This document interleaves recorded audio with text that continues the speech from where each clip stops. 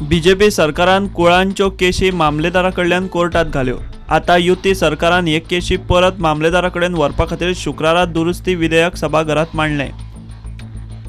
कुळांच्यो केशी मामलेदाराकडेन परत दिवंक विधानसभेत दुरुस्ती विधेयक। केशी 3 वर्सां भितर तडीक लावपाची तरतूद। कलम 7(a) दुरुस्ती। शेतां खातीर जमीन वापरनात म्हूण कळ्यार सिव्हील जज ताची चवकशी करून फावो तो निर्णय घेवंक शकता। कलम 10 दुरुस्ती।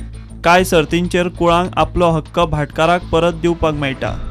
कलम 11 दुरुस्ती।